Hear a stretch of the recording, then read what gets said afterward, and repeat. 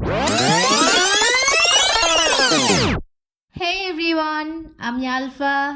So finally আমি আমার বান্ধবীর বিয়ের ব্লগ নিয়ে চলে এসেছি আপনাদের সঙ্গে শেয়ার করতে।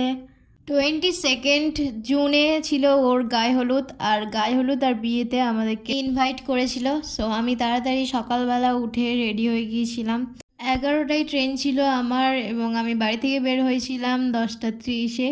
স্টেশনে পৌঁছে আমি টিকিট কেটে নিয়েছিলাম, এবং আমার ট্রেন আসতে একটু লেট ছিল। দেন টিকিট কেটে আমি পৌঁছে যাই সোনারপুরে, এবং সোনারপুর থেকে আমি ক্যানিং লোকাল ধরি। দেন ক্যানিং লোকাল ধরে আমি ক্যানিংয়ে পৌঁছে যাই। ক্যানিংয়ে পৌঁছানোর কিছুক্ষণের মধ্যে আমার বান্ধবীও চলে আসে। দেন ওখান থেকে কিছুটা হেঁটেই অটো স্ট্যান্ডে পৌঁছে যাই আমরা দুজন মিলে, এবং ওখান থেকে সোনাখালির অটো ধরি, এবং অটো ধরে আমরা সোনাখালিতে পৌঁছে যাই। এবং সোনাখালিতে পৌঁছতে আমাদের প্রায় আধ ঘন্টা লেগেছিল। সোনাখালিতে পৌঁছেই তো সানিয়া নাচতে শুরু করে দিয়েছিল, এবং নাচার কারণ জিজ্ঞেস করাতে ও বলল যে টোটোওয়ালাটা নাকি সুন্দর দেখতে ছিল তাই। দেন সোনাখালি থেকে সানিয়ার পছন্দের টোটোর কাকুর সঙ্গে আমরা চলে এলাম ঈদগার মাঠ। এখান থেকে আমার বান্ধবীর বাড়ি বেশি দূর না, জাস্ট কয়েকটা বাড়ির পরেই। তো আমার বান্ধবী এখানে ঢং করছিল কানে ফুল দিয়ে। দেন আমার বান্ধবীও চলে এসেছিলো, ওর হবু বরের সঙ্গে কথা বলতে বলতে আমাদেরকে নিতে এসেছিলো।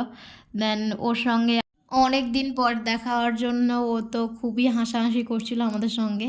তারপর গেটের কাছ থেকে দেখি এত কাদা ভাই, প্রচণ্ড বৃষ্টি হওয়ার জন্য প্যান্ডেলের মধ্যে প্রচণ্ড কাদা হয়ে গিয়েছিল। আমার তো যেতে ভয় লাগছিল এখানে, বাট সানিয়া তো এখানে দাঁড়িয়ে দাঁড়িয়েও ডান্স করতে লেগে গিয়েছিল।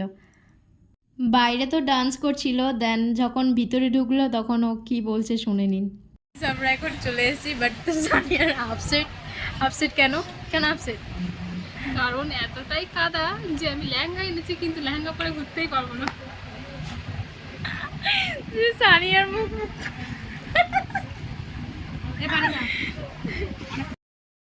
দেন সন্ধ্যাবেলায় তুহিনা বসার জায়গাটাকে সবাই মিলে সুন্দর করে সাজাচ্ছিল, আর আমি আর আমার বান্ধবী রেডি হয়ে চলে এসেছিলাম। তারপর দুজন মিলে একটু প্যান্ডেলের বাইরের দিকটায় যাই, কারণ আমরা আসার পর থেকে আমরা একটু বাইরের দিকটা ঘুরে দেখিনি, তাই সন্ধ্যার দিকে একটু বার হয়ে দেখছিলাম আশপাশটা। দেন তুহিনাও চলে এসেছিল, এবং সবাই ওকে পায়েস খাওয়াচ্ছিল, এবং সানিয়াও গেল গিয়ে ওকে পায়েস খাওয়ালো। সানিয়ার পর আমিও পায়েস খাইয়েছিলাম ওকে। পায়েস খাওয়ানোর পর আমরা সবাই মিলে খেতে বসে গিয়েছিলাম।